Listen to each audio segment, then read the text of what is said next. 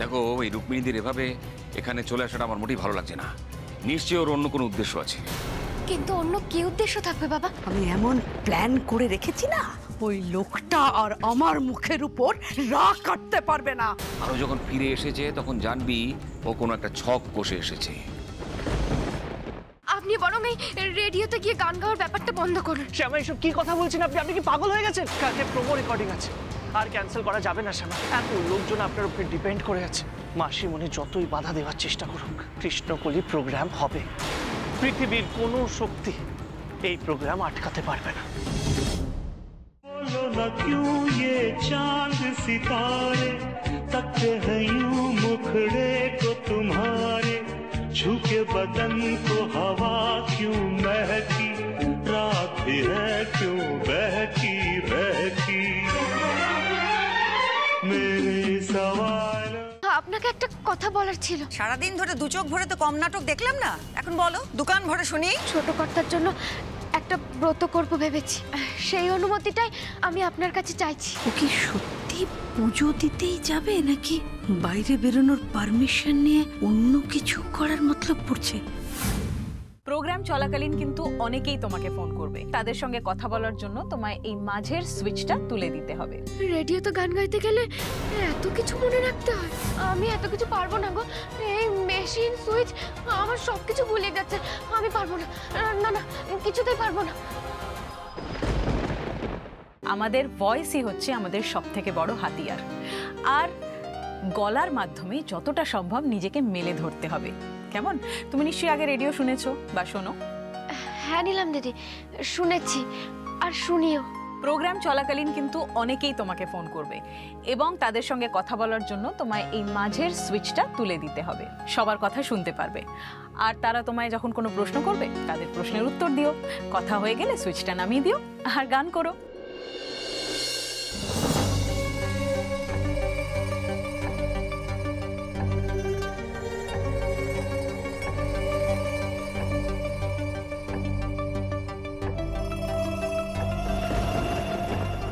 আমি তো এভাবে কখনো গানই গাইনি। রেডিওতে গান গাইতে গেলে এত কিছু মনে রাখতে হয়। হে কৃষ্ণ, আমি যে এত কিছু পারবো না। এত সব কিছু মনে রেখে তারপর কথা বলে আবার গানটা গাইবো কি করে? আমার যে ভারী দুশ্চিন্তা হচ্ছে ঠাকুর। তুমি আমার কথা বুঝতে পেরেছো তো?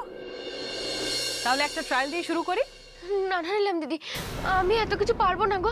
এই মেশিন সুইচ আমার সব কিছু ভুলিয়ে যাবে, আমি পারবো না। না না, কিছুতেই না।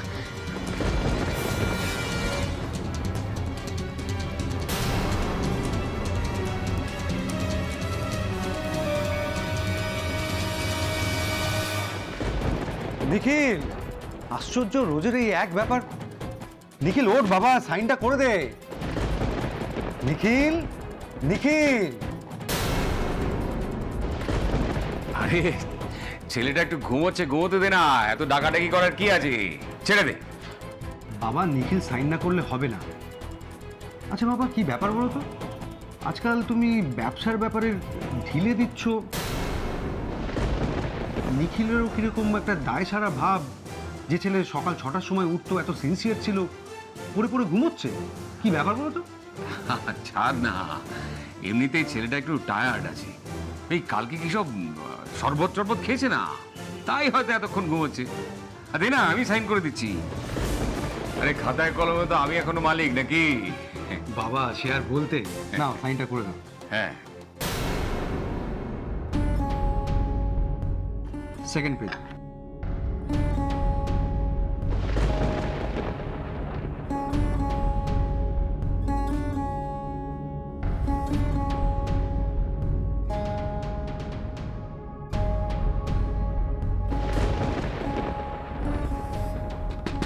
নিখিল নে, আরো 2 ঘন্টা ঘুমিয়ে নে। বাবা এলাম। হ্যাঁ হ্যাঁ।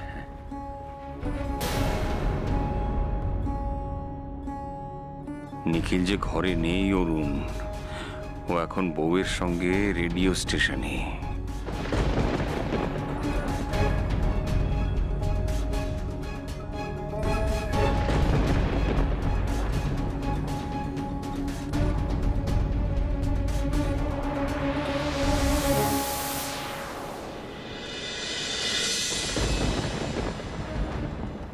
কেসটা কি হলো? শ্যামা বাড়িতে নেই, নিখিল দরজা বন্ধ করে ঘুমোচ্ছে। ওদিকে জামাই দাদা নিখিলকে ঘুমোতে দেবার জন্য ব্যস্ত হয়ে যাচ্ছে। না না, সব ব্যাপারটা এত ইজি নয়, গোলমাল আছে বলে মনে হচ্ছে।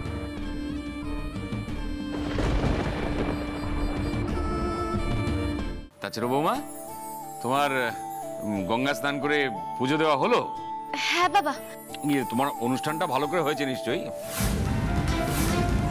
অনুষ্ঠান মানে? ও তো পুজো দিতে গিয়েছিল, সেখানে আবার কি অনুষ্ঠান হতে পারে জামাই দাদা? যাওয়ার আগে উনি নিজের মরণ কামনা করে গেছেন মা। ঠাকুর করুন এরকম অনুক্ষণে কাণ্ডি যেন না ঘটে মা। কিন্তু যদি এরকম কাণ্ডি ঘটে যায়, আমি কিন্তু তোমাকে কোনোদিনও মাফ করবো না। তোমার জন্য বাবা মশাই আমাদেরকে ছেড়ে চলে গেছে। একটু বিশ্বাস পেতেন না মানুষটি, উল্টে রোজগার করার জন্য আর উৎসাহ জুগিয়ে গেছো। তুই পার্টিতে গিয়ে ড্রিঙ্ক করেছো তাই না? আমি বুঝতে পারিনি জয়। তুমি বিশ্বাস করো রিভু, আমি যখন একবার তোমার দিকে হাত বাড়িয়েছি, আমি তোমাকে পেয়েই ছাড়বো। তোমাকে আমার কাছে আসতেই হবে।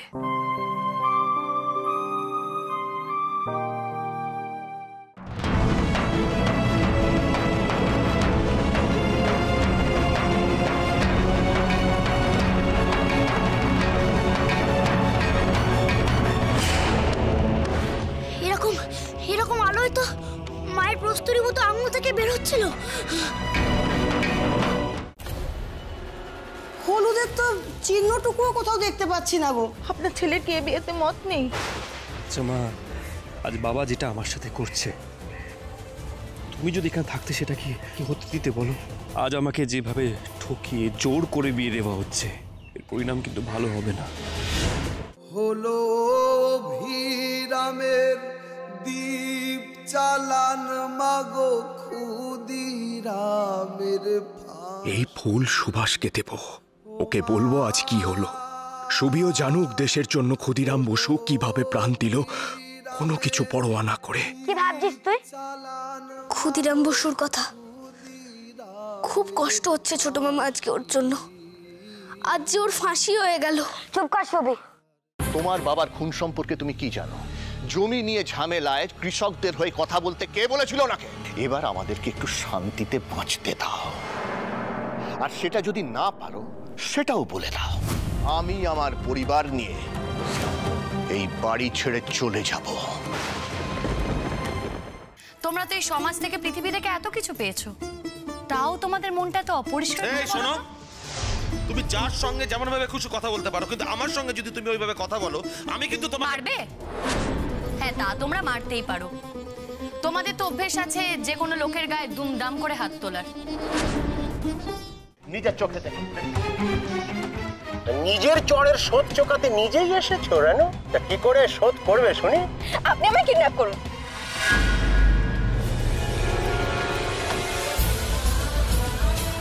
ছোটমণি, ছোটমণি, এবার তুমি আমাদের দর্শক বন্ধুদের কিছু একটা বলো। আমি আমার মায়ের সঙ্গে আপনাদের আলাপ করিয়ে দেব। ও মা, তুমি কোথায় গো? ও মা, তুমি স্টেজে এসো মা।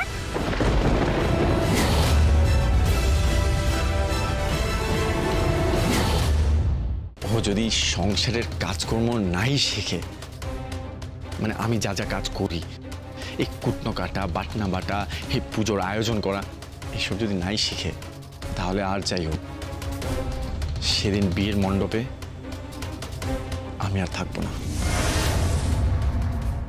তুই পার্টিতে গিয়ে ড্রিঙ্ক করেছো তাই না? আমি বুঝতে পারিনি জয়।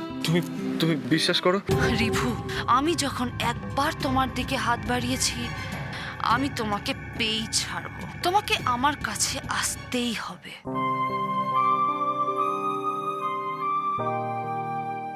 যাওয়ার আগে উনি নিজের মরণ কামনা করে গেছেন মা। ঠাকুর করুন এরকম অনুক্ষণে কাণ্ডি যেন না ঘটে মা।